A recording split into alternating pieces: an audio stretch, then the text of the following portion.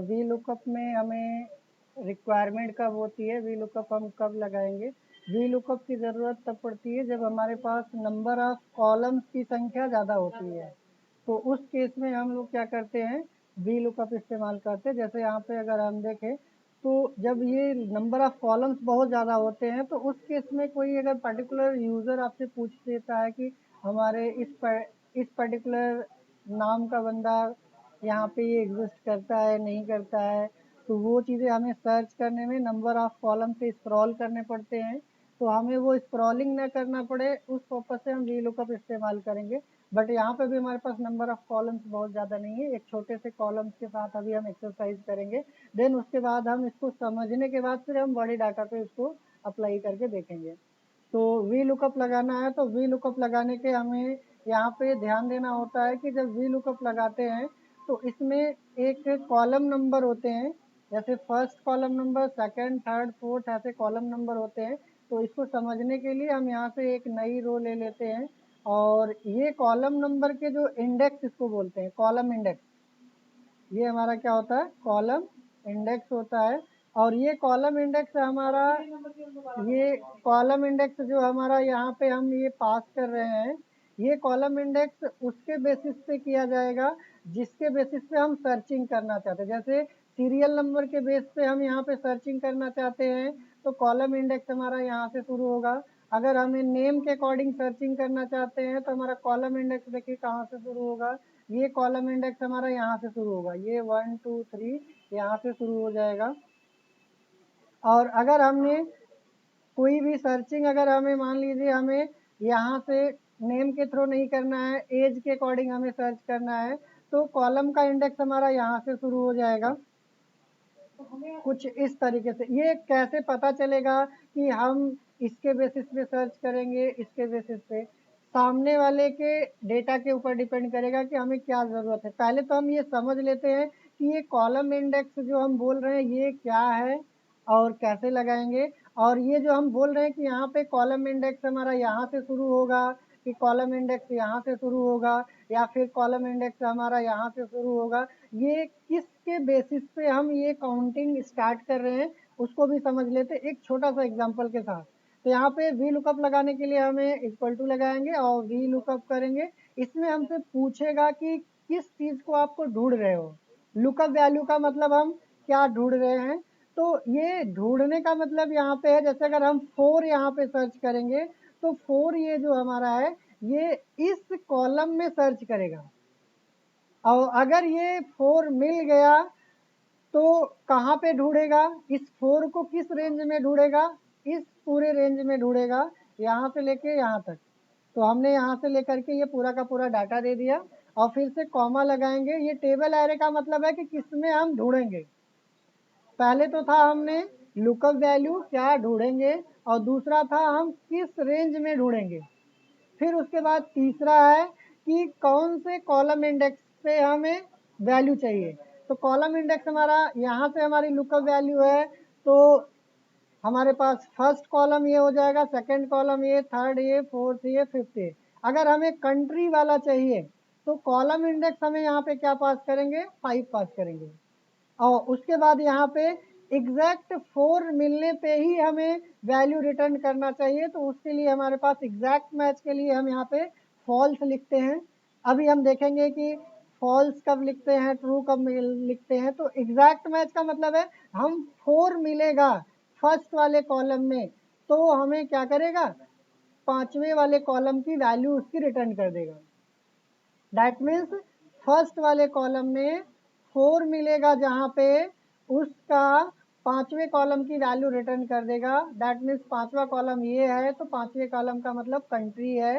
तो ये हमारा फोर्थ वाला जैसे वैल्यू इस फर्स्ट वाले कॉलम में कहीं पे भी मिलेगा वो उसका यहाँ से कंट्री नेम रिटर्न कर देगा। तो यहाँ पे जैसे हम एंटर करेंगे तो हमारा ये यूनाइटेड स्टेट आपको रिटर्न कर देगा।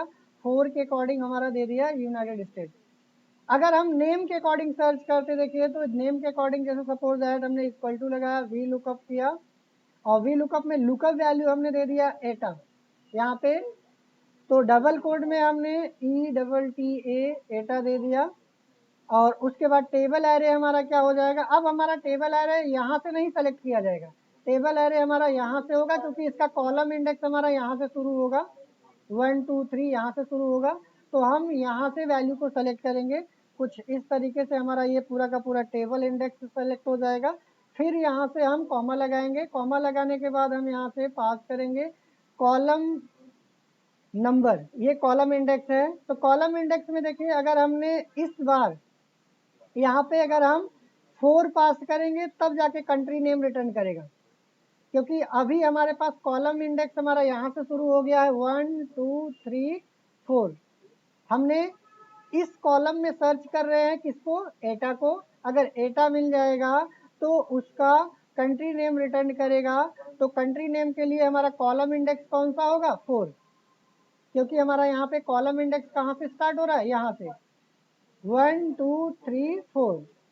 अगर हम यहाँ से अगर सीरियल नंबर के अकॉर्डिंग अगर हम सर्च कर रहे होते तो फिर हमारा यहाँ से 1 2 3 स्टार्ट होता। अगर हम नेम के अकॉर्डिंग सर्च कर रहे हैं तो हमारा कॉलम इंडेक्स यहाँ से स्टार्ट होगा, और उस केस में अगर हमें कंट्री के कोड चाहिए तो हमें यहाँ पे 4 पास करना होगा, और एग्जैक्ट एटा ही मिले तभी हमारा क्या हो, उस कंट्री नेम को रिटर्न करे। तो उसके लिए हमें एग्जैक्ट मैच के लिए हमें फॉल्स देना पड़ेगा। यहाँ पे भी हमें देगा ग्रेट ब्रिटेन, ग्रेट ब्रिटेन हमारा एटा के अकॉर्डिंग देखेंगे तो इसका ग्रेट ब्रिटेन है, और अगर हमारा 4 सीरियल नंबर के अकॉर्डिंग देखेंगे तो इसका यूनाइटेड स्टेट है। यहाँ पे हमने 5 दिया था कॉलम इंडेक्स, क्योंकि हमारा यहाँ से कॉलम इंडेक्स स्टार्ट हुआ था। सर्चिंग वाला क्राइटेरिया लुकअप वैल्यू हमने इसमें से दिया था, और इस केस में लुकअप वैल्यू हमने कहाँ पे दे रखा है, इसके अकॉर्डिंग। तो हमारा लुकअप वैल्यू इसके अकॉर्डिंग है, इसलिए हमारा कॉलम इंडेक्स हमारा यहाँ से हो रहा है। और अगर हमारा लुकअप वैल्यू हम एज के अकॉर्डिंग यहाँ पे देंगे, लुकअप वैल्यू हमारा एज के अकॉर्डिंग होगा, तो हमारा कॉलम इंडेक्स हमारा यहाँ से स्टार्ट होगा और सेलेक्टिंग क्राइटेरिया हमारा यहाँ पे रहेगा।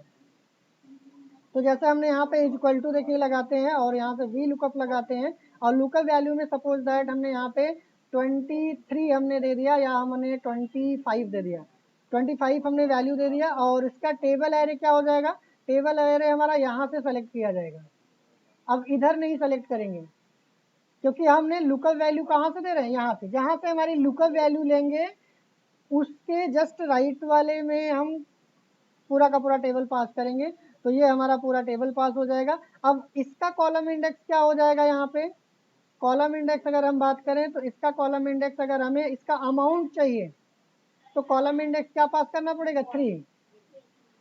तो हम यहाँ से कॉलम इंडेक्स हम 3 पास करेंगे, तो हमारा क्या करेगा, जिसकी एज 25 मिलेगी उसका अमाउंट हमें रिटर्न कर देगा। और यहाँ पे हम एग्जैक्ट मैच करेंगे तो हमें क्या देना पड़ेगा, फॉल्स। और हमने यहाँ पे एग्जैक्ट मैच देंगे तो यहाँ पे हमारे फॉल्स हो जाएगा। तो यहाँ पे हमारा देखिए जिसकी एज हमारा 25 मिलेगा, तो 25 हमारा एज यहाँ पे मिल गया, तो ये हमारा क्या करेगा, इसका अमाउंट रिटर्न कर देगा। जो पहले मिलेगा उसी का रिटर्न करेगा, जो बाद में मिलेगा उसको रिटर्न नहीं करेगा।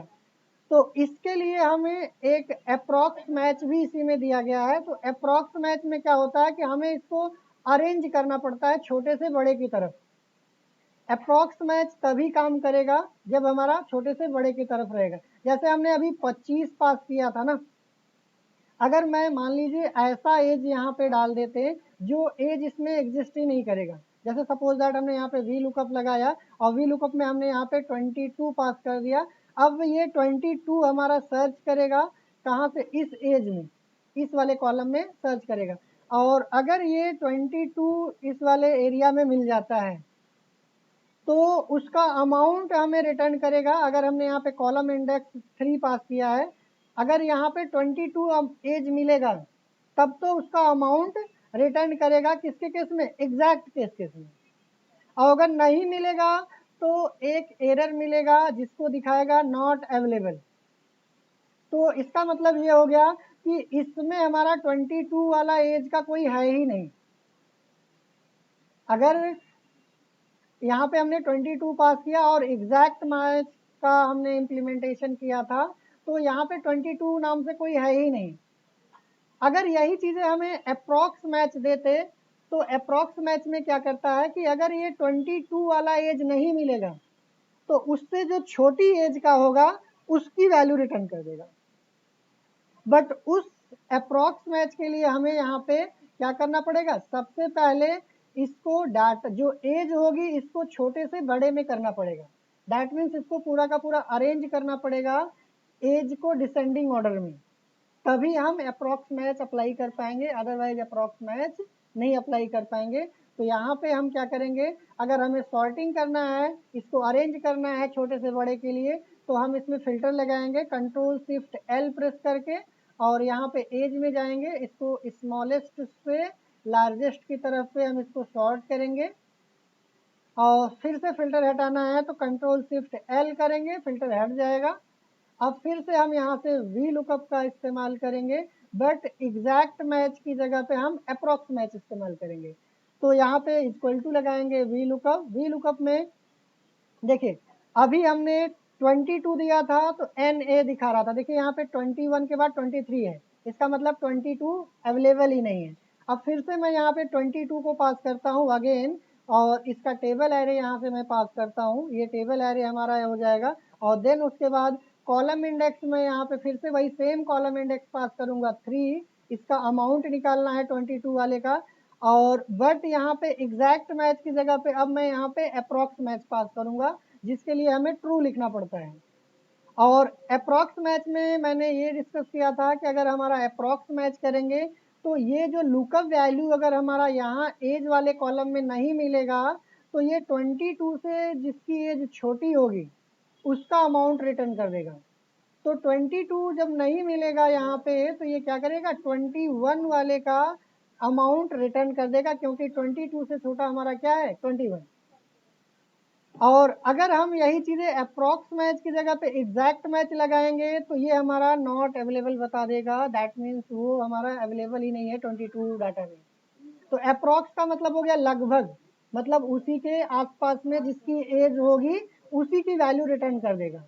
तो यहाँ पे अभी हम इसको रिटर्न कराएंगे तो ये देखिए हमारा जो 6574 दे रहा है ये हमारा 21 वाले का रिटर्न कर देगा। तो अप्रॉक्स में हमें ध्यान देना होता है कि हमारा जो भी हमारा लुकअप वैल्यू होगा, लुकअप वैल्यू वाला जो कॉलम होगा वो सारा डाटा अरेंज होना चाहिए छोटे से बड़े की तरफ में, तभी हम अप्रॉक्स मैच इस्तेमाल कर पाएंगे, अदरवाइज हम अप्रॉक्स मैच नहीं लगा पाएंगे। अगर लगाएंगे तो हमारा रिजल्ट सही से नहीं आएगा। तो अप्रॉक्स मैच की क्राइटेरिया क्या है कि हमारा डाटा अरेंज होना चाहिए जिस कॉलम के बिहाफ पे हमें वी लुकअप लगाना है। और एग्जैक्ट मैच के लिए हमारे पास कोई क्राइटेरिया नहीं है, बस ये है कि आपको ध्यान देना होगा एग्जैक्ट मैच हो या अप्रॉक्स मैच हो, वी लुकअप में आपको ध्यान देना होता है कि हमारी जो लुकअप वाली वैल्यू होती है उसके हमेशा राइट साइड में ही वो यहाँ पे कॉलम की इंडेक्सिंग की जाती है, नेगेटिव में इसके कॉलम की इंडेक्सिंग नहीं होती है। तो आपको ध्यान देना होगा अगर हमारा लुकअप वैल्यू नेम है तो हमारा इंडेक्सिंग यहाँ से शुरू होगा, अगर हमारा लुकअप वैल्यू एज के अकॉर्डिंग है तो हमारा इंडेक्सिंग यहाँ से स्टार्ट होगा, अगर लुकअप वैल्यू हमारी जो है सीरियल नंबर है तो हमारा यहाँ से स्टार्ट होगा। तो वी लुकअप में आपको इसी चीज़ को हमें थोड़ा सा ध्यान देना होता है, बाकी की चीज़ें आपको नॉर्मल वैसे ही रहेंगी। तो इस चीज़ को एक्सरसाइज करके देख सकते हैं।